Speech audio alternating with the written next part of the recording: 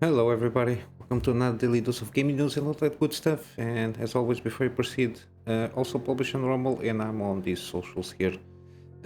We got some, not sad news, but it it's what I've been predicting to a certain point. Now the 16 pin power cable, which is the 12 volt power connector, we had a report that it melted at least in one person on the PSU side, so in the power supply side, and it's one of a very good PSUs, power supplies. Be quiet. They usually are pretty excellent, even in terms of efficiency, or even there is like a site that rates the quality itself of the components and everything. I always forget the name. I have bookmarked somewhere in my Chrome.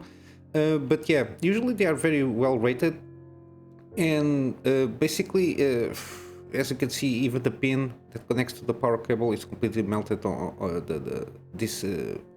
They say the back side, not the back side, the side that it's turned down. Again, my 2 cents on the matter. Basically, it is. I think it's the design of the power cable itself. Again, as you can see, the connectors here are way more smaller. Even the pins here are smaller than the 8 power and the 6 power cables, the ones that connect either to the GPUs or to the motherboards, or that power up the CPU. I think the design itself, it's flawed from the inception. The fact that the cables, you cannot manage to do like big cables that can handle 600 watts power, and especially on GPUs, which usually has like demanding, they demand a lot of power very quickly. And I think this is one of the reasons that also is contribute for this kind of issue of melting the connectors itself, because the connectors are the weaker point, because they are plastic, so that's why they are melting. And this, from what I understand of electricity, I'm not an engineer, of course, but from what I understand of my classes of electricity and the good old days when I was aircraft mechanic, is if you have cables that cannot handle the impedance and which is basically the power that it goes through the cable. It's not the wattage. The wattage is relatively harmless. You can get a shock of 1 million watts or volts, and if it is like low impedance current, you don't get you don't die. That's why usually tasers have a high voltage, but in terms of ohms, they are very low. Even though, of course, it's dangerous, this kind of things. And the fact that the cables are not, at least from what I've been seeing, they are not, the design of the cables and the design of the connectors to handle this kind of much power. And I think because it's GPU, of course, there is not a lot of demanding kind of dealing with ohms, and so the power of the current, it's not that much, because they are sensitive components, but still, for what it is, I think they should at least be this kind of size of connector, so you can enable good power cable designs, or better power cable designs, to handle this kind of demanding of the high power GPUs, especially 4090s, because this is happening basically only for the 4090s. I don't know, also, of course, there are some user errors not connecting fully on the PSU or the GPU, but to a certain degree, when you design something that induces user error, it's a faulty design.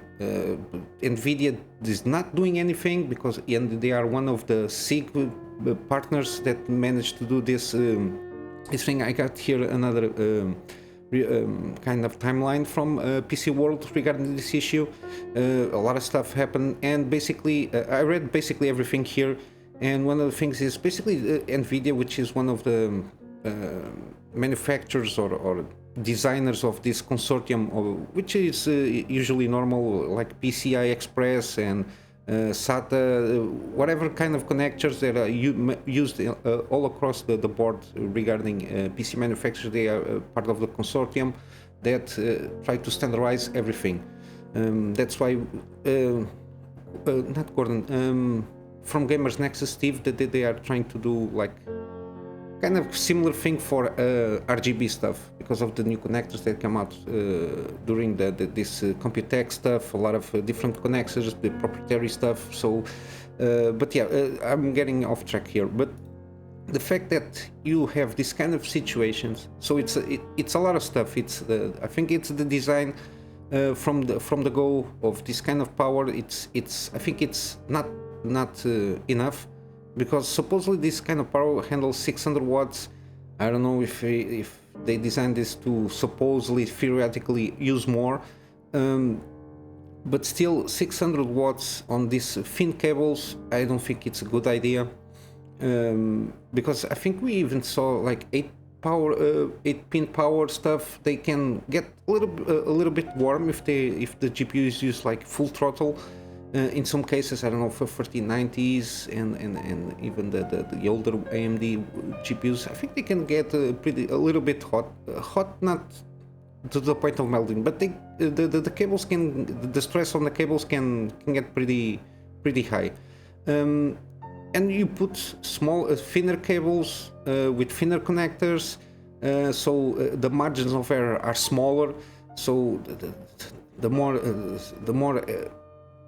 percentage of error that might be induced from connecting badly the connector or not sitting properly, the fact that the connectors that are soldered to the PCBs are smaller, so if the solder is not properly soldered, and if there is like some wiggle there that can like crack a little bit the solder, then introduces resistance on the connection, and resistance in electricity means more heat. All of these things are compounding, and basically when you try to push this to the maximum, especially because 4090s can demand a lot, I think it's basically all these things coming together that you're just introducing, just compounding the effect of basically putting connectors to melt. And now we are seeing this in the PSU, at least this example. I think in the papers before they introduced this connector, the review papers, they saw that they managed to get this kind of issues from time to time. So I don't know why they just don't do things properly. I don't know if because this is more cheaper to manufacture, you need less components. The cables are less cables, and the cables are thinner, so they are easier and cheaper to manufacture. I don't know why they managed to do this in this way, but basically what I said that was continue to happen, it will continue to happen, and it continues to. Now it's on the power supply side here. I really recommend you get a quick glance here on the highlights of what's happening since basically September from last year. The first reports that appeared, I think on Reddit, if I'm not mistaken, September 10th. So we are dealing with this issue for all these months now, here and there, and we are just noticing the ones that are published on the internet. So I suppose there are some people that having this issue and they are not publishing, or because I don't know, maybe they are not well versed on where to publish this, or they just try to deal the issue with the manufacturer or whatever. But for sure there is more that it's been reported. It's always like this in everything. But yeah, that's why I think it's a problem on the design itself, of overall design of the power connectors, how they connect to the PCBs of GPUs and of course of the PSUs. Introduces low tolerance on like errors of quality, being manufacturing and user errors, and this will continue to happen.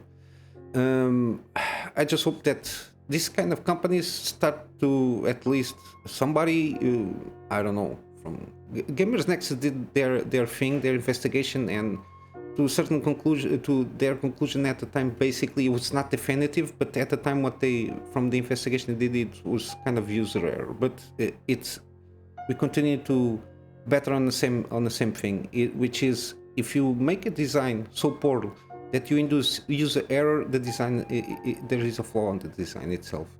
But yeah, basically at the moment it's what we got here. This is like the latest one. It's like this was published like yesterday. But yeah, we will see how it continues to go.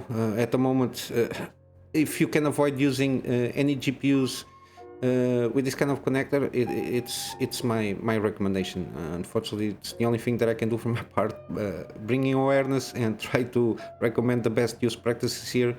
And if you have this one, again, just check if it's properly seated, the connectors, all of it, and I don't know, maybe try to reduce power sliders on if you have MSI Afterburner. If you don't, you can install it and reduce a little bit the power limiters there to try to avoid trying to get that amount of power through the cables. In other news, we got co-founder Dan Houser, which was the co-founder of Rockstar Games. They basically create a new company, Absurd Ventures. Supposedly they are about more creating stories in all forms of media. They are this guy Dan Houser was very prominent on the Grand Theft Auto, Red Dead Redemption, and Bully franchises, which are very. They are what they are. I like very much I never played GTA 5. It's a mess for me. It's too much for what it is. But I enjoy very much the Grand Theft Auto, the first, the 3, and I played the 4th, I think. Also, I didn't play the 5. I like how they did things. It's very gory, very in your face. Also, Red Dead Redemption has some grittiness to it, from what I saw. And Bully, I never played it because it was console exclusive still, I think. But yeah, I think it's good to see that at least because the guy was out of the business basically. It was, I don't know, take a holiday since he went out from Rockstar. And since Dan Houser and the other guy, I forget his name, I think they left Rockstar. And after the requirement of 2K, it's Rockstar Games are not the same thing that they are. Even though Red Dead Redemption 2 it's very good from what I can see, and I'm very I'm eager to play that game when I can. But yeah, it's good to see that we have one more company trying to bring stories in whatever format, games, series, animation, movies, whatever. Basically, it's like a company of writers to write. I don't know if they're going to do any games again from Dan Houser. We'll see how it goes. There was also Forza Motorsport is coming October 10th, I think. And there is this guy that made a comparison regarding Forza Motorsport gameplay, the ones that from the footage there is out there, and Gran Turismo 7. And they managed to see that basically the main take of this video, it's Gran Turismo 7, even though it's a little bit aged there, it seems to handle pretty well still with tracks, lighting, textures, and everything details. Even though it can, if you pay very close attention, it starts to show a little bit the age there, but it's still a pretty good game for PlayStation. And Forza Motorsport here, I didn't see a lot of gameplay here and there. I like very much how Gran Turismo has that fine-tune between almost as a very simulated heavy, but as kind of tweaks here and there of kind of arcadey racing. It's very accessible. While my take on Forza Motorsport is always a little bit more arcadey from what I got. I never tried any Forza Motorsport, but from the videos that I saw, it seems a little bit more arcadey. I don't know, it's the feeling that they bring. I think that if they close a little bit more similar to Gran Turismo 7, I think, and they put like a good career mode and everything, I think it's going to be a very good game. I don't pay too much attention on ray tracing stuff here because you're playing a racing game. You're not just looking at the view, you're just trying to focus on your driving. And as long as the roads look sharp and good and you have a good perception of where you're going, I think it's what matters most. We got also more capabilities of what Unreal Engine 5 is doing, especially with Lumen. And this is a game Satisfactory. And they managed to do a showcase because they are upgrading the game from Unreal Engine 4 to Unreal Engine 5.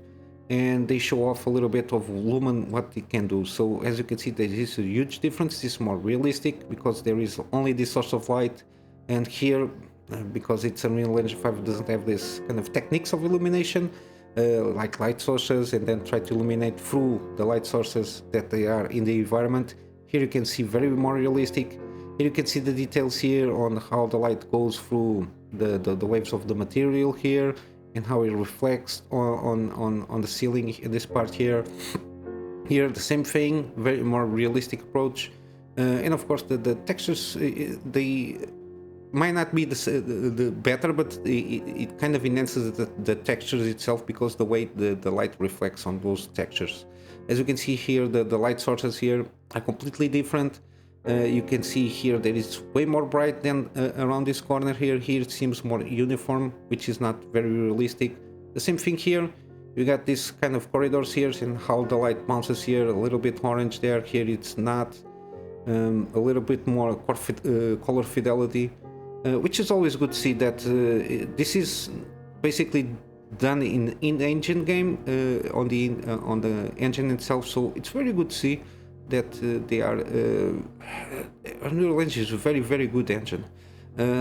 I just hope they don't take the position of having like domination of the market of engines.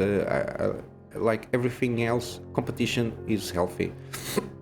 Even the Snowdrop, it's pretty good, and also the creation engine, for at least the version for Starfield, seems pretty good, but I don't know, there's something regarding, I don't know, they feel a little bit old. I don't know, it's because we know what kind of engine it is, but even like the Assassin's Creed one, the Anvil, I think they use still the naming Anvil engine. They started creating that with Assassin's Creed 3, and then I think all the other Assassin's Creeds until now they have like a better version of the same engine. We'll need to see how those engines, and if they create new engines to deal better with this kind of thing, the new ray tracings, the illumination and everything. CD Projekt, their Red engine was very good. It was still very demanding on the PC hardware, but I think it was very good. Even The Witcher 3.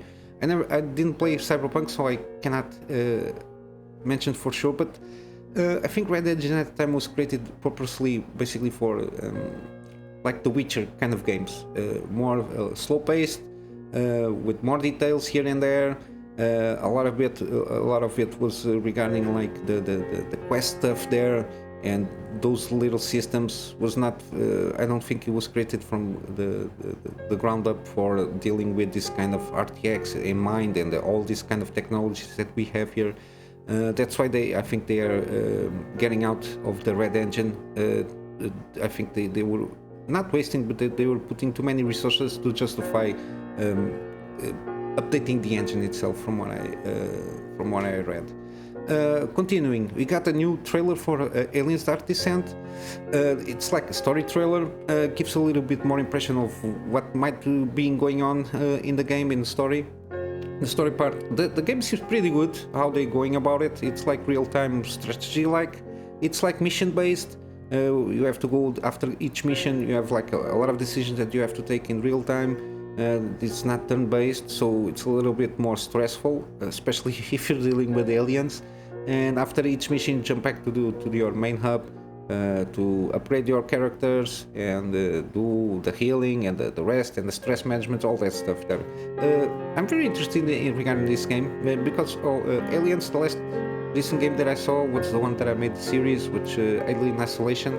After that, I think a couple of them came out, but not worth mentioning. I don't even remember their names, but at the time, what I saw even from the reviews, they were not very good. Atlas Fallen also launched a gameplay overview trailer. I'm not very sure about this one. I don't know if it is their character design. Seems out of proportions how they do the character designs. Even like Lords of the Fallen, when they did this one, I think they did. I'm not sure. I know the other one, the one I'm for sure, the Cyberpunk one. It's the design of the character seems a little bit bulky. The gameplay I'm not sure, more actiony here. I'm not sure about this game still, but it seems pretty decent. I'm not saying it's a bad game. I'm not sure, at least for me. Because it's more actiony. I like things more slow paced, more methodical, similar like Dark Souls. I like this kind of pacing. I played a lot, like for example, Devil May Cry, which is kind of the same wave without the RPG stuff, but I'm getting old. My reflexes are not that good anymore. But yeah, regarding gaming reviews, you got Layers of Fear. I found this one on WCCF Tech. Seems that it's pretty good. They revamped some stuff here. They put everything, the first and the second one I think that came out.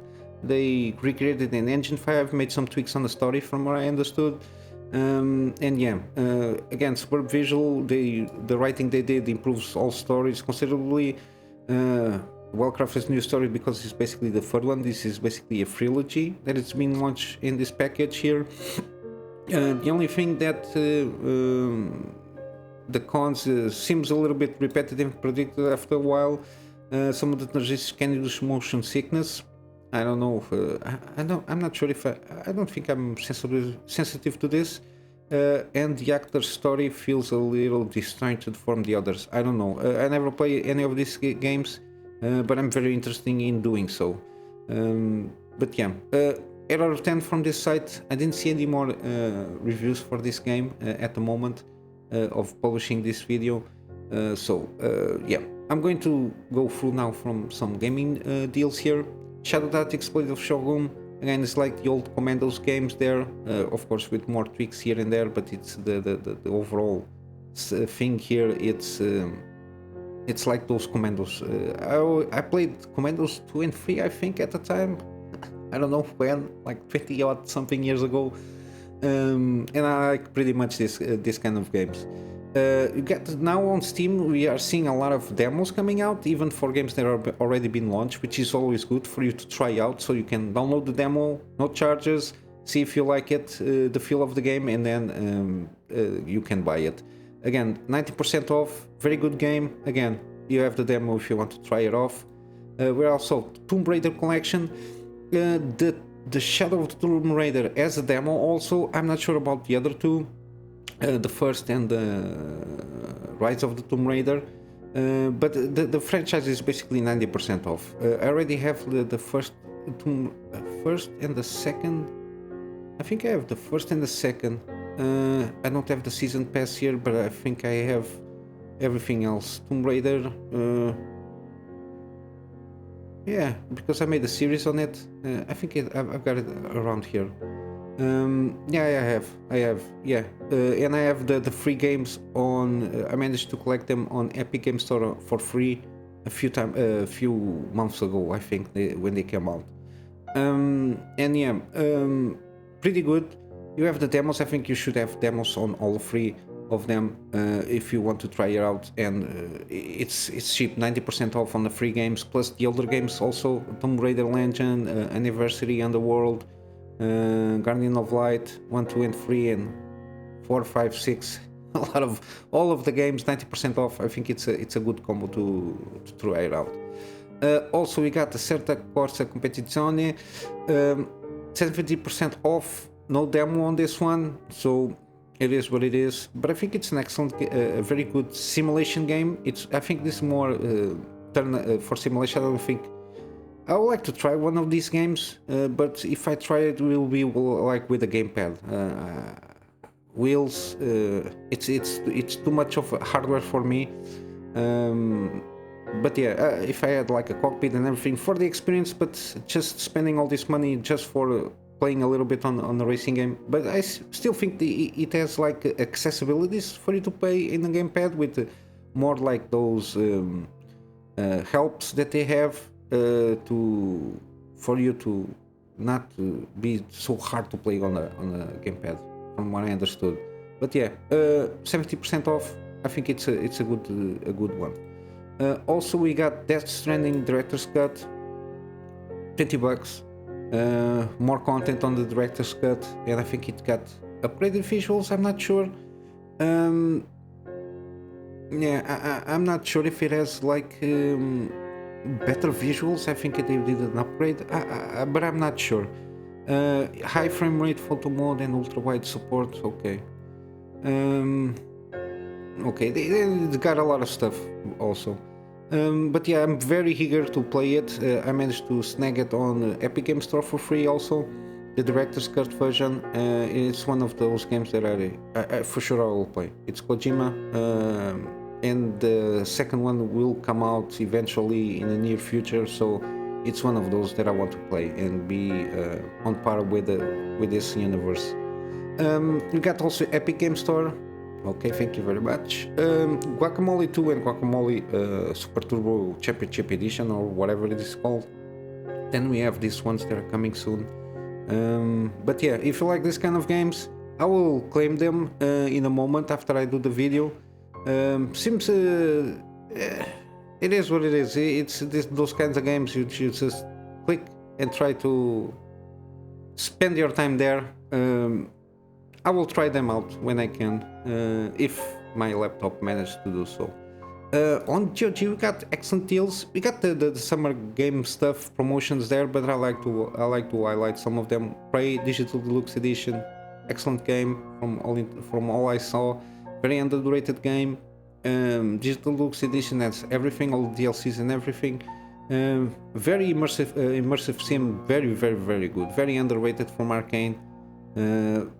Badly named here. This is not should called Prey, it's called something else. I don't know what it should be called, something else, because it was the fact that they named this game like this. It didn't sell well. It's one of the reasons. We got the Resident Evil, the Evil Within bundle, which is the first one with all the DLCs, 75% off, and the Evil Within 2, 80% off. We got also the Deus Ex, the reboot stuff, so Human Revolution, the director's cut version. I think it's the only version there is at the moment, and the Humankind divided with the Digital Deluxe Edition, 85% off. So it has the season pass, which has more stuff to play with. And finally, we got the Metro bundle. It's the Redux version of the first two games and the Metro Exodus plus the DLC here. 85% off, very good.